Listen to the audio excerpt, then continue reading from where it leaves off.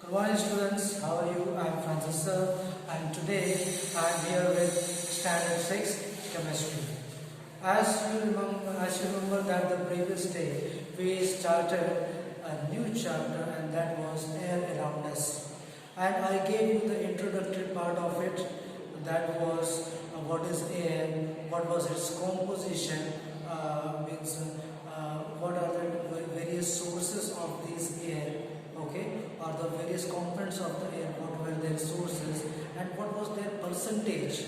Yes, means which air, oxygen percentage is how much in air, nitrogen percentage is how much, what is the percentage of nitrogen in air, what is the percentage of carbon dioxide present in the air.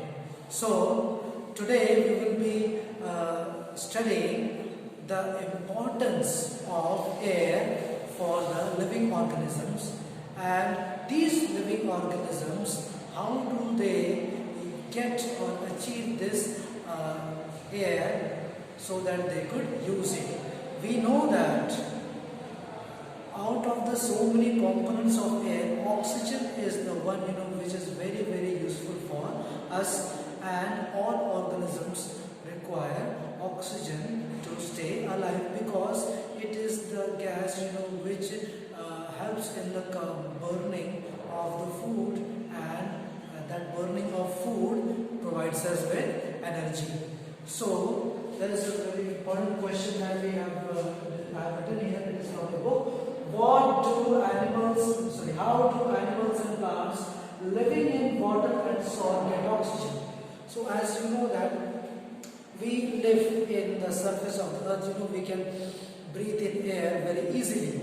Yes, but what about the organisms who live in where water, and some animals or the plants which live underground, how do they get oxygen?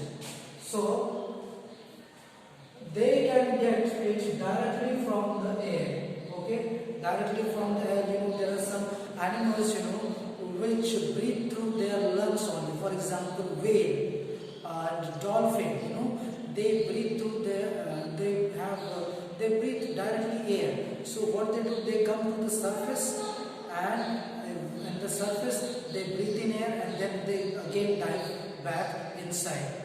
So that is how it works. Okay.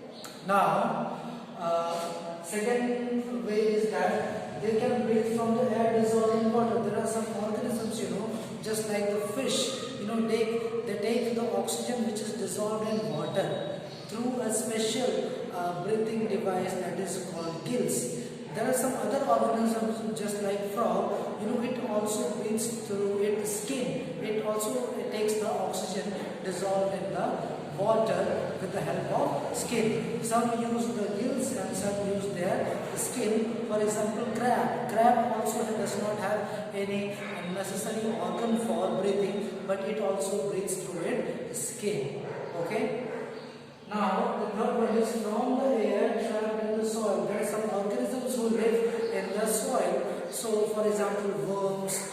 There are some animals who make burrows inside the soil. So what do they do? How do they breathe? They breathe the air that is trapped in the soil. Okay. So that is the various ways by which some animals who are living in the soil or in water, they get air or oxygen. Now the second very important question is, how is oxygen balanced in nature?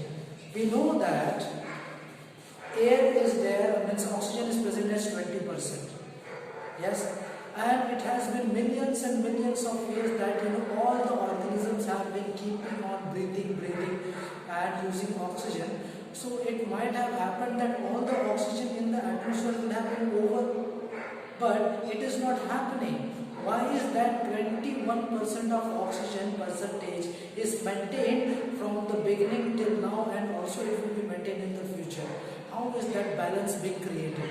So that balance is being created with some specific processes.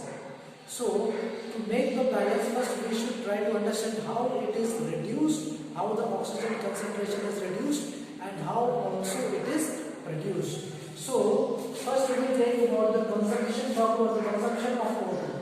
So consumption of oxygen is done by two methods, that is respiration and burning. So what happens in respiration? In respiration we have glucose. In respiration we have glucose which combines with oxygen to yield carbon dioxide, water and energy. So this is the energy that we use in our body. So in our body when respiration occurs, this glucose is burnt. Glucose is burnt to produce energy, but along with this energy, carbon dioxide and water vapor is produced, and that is why when we breathe out, carbon dioxide percentage increases. Carbon dioxide percentage increases.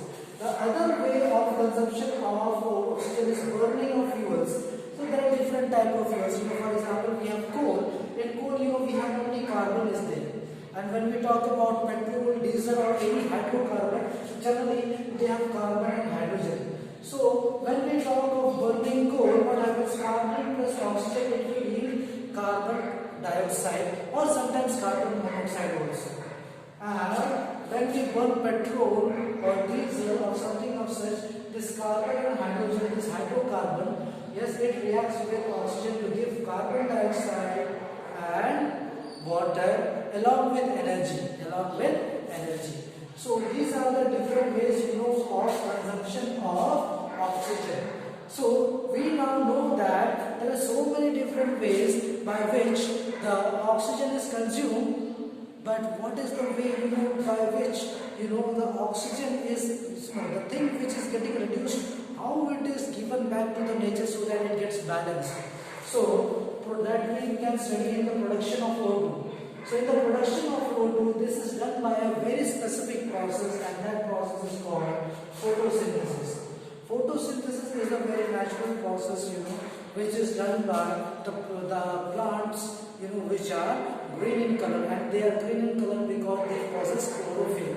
I did discuss this in the previous chapter that this photosynthesis is very important because it is the starting point of food chain and also the starting point of the balancing of oxygen in nature. It is only the source of balancing in nature. Okay. So here we have carbon dioxide combines with water.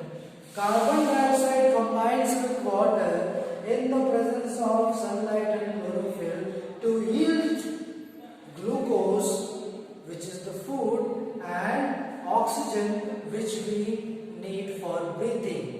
So you see that how important this process photosynthesis is. It provides us with both the life-giving substances, that is glucose and oxygen.